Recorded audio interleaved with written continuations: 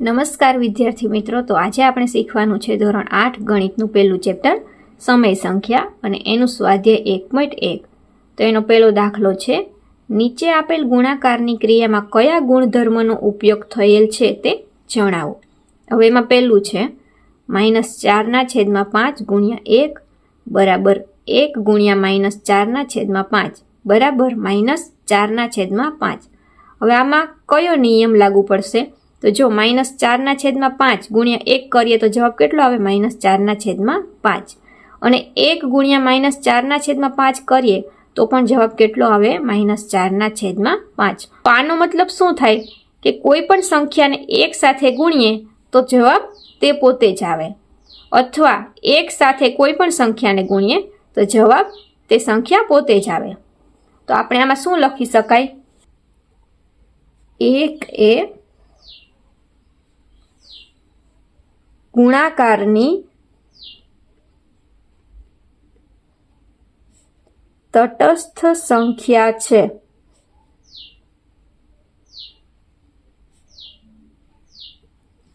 કોઈ પણ સંખ્યાનો 1 સાથે ગુણાકાર કરીએ તો તે સંખ્યા પોતે જ આવે.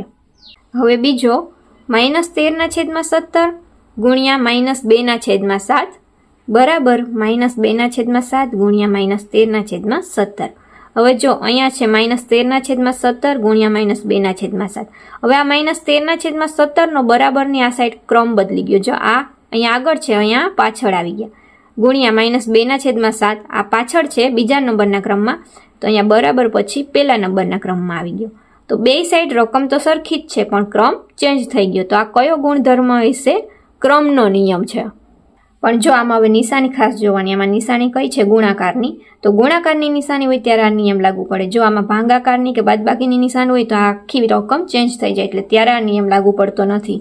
તો હવે અહીંયા શું લખવાનું? ગુણાકારની ક્રિયામાં ક્રમનો ગુણધર્મ.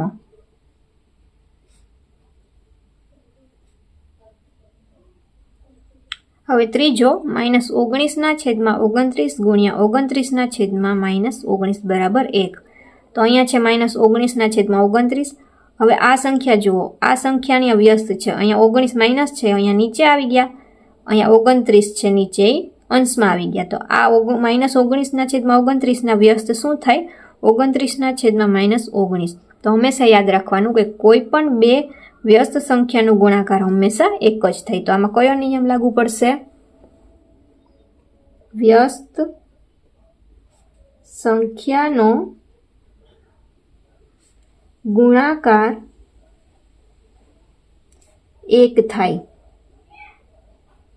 દાખલા નંબર 2, 1/3 ગુણ્યા 6 ગુણ્યા 4/3 ની 1/3 ગુણ્યા 6 ગુણ્યા 4/3 રીતે ગણતરી કયા ગુણધર્મના ઉપયોગથી કરી શકાય તે જણાવો.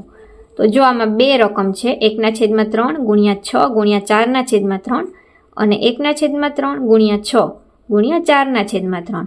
હવે આમાં બીજી અને ત્રીજી સંખ્યાનું જૂથ બનાવેલું છે અને આમાં પહેલી અને બીજી સંખ્યાનું જૂથ બનાવેલું છે, અને વચ્ચે નિશાની હંમેશા ગુણાકારની આ બે રકમમાં છે. તો વચ્ચે ગુણાકારની નિશાની હોય અને આમાં જૂથનું અદલા બદલી કરેલી છે. તો આમાં કયો ગુણધર્મ લાગુ પડશે? અહીં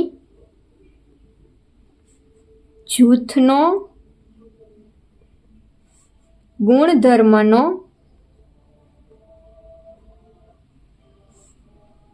ઉપયોગ થયેલ છે. ત્રીજું, બે સમય સંખ્યાનો ગુણાકાર હંમેશા ખાલી જગ્યા જ હોય. તો એક આપણે સંવૃત્તાનો નિયમ આપેલો છે, તેમાં કીધેલું છે કે બે સમય સંખ્યાનો ગુણાકાર હંમેશા સમય સંખ્યા જ થાય. તો આમાં શું લખવાનું? બે સમય સંખ્યાનો ગુણાકાર હંમેશા સમય સંખ્યા જ હોય. તો આપણા પહેલા ચેપ્ટરમાં એક જ સ્વાધ્યાય છે અને આજ આપણું ચેપ્ટર પૂરું થઈ ગયું છે. તો હું થોડા સમયમાં બીજા ચેપ્ટરનો પણ વિડીયો અપલોડ કરીશ. તો જો તમને લોકોને આ વિડીયો પસંદ આવ્યો હોય તો વિડીયોને લાઇક કરજો, શેર કરજો અને ચેનલને સબસ્ક્રાઈબ કરી દેજો.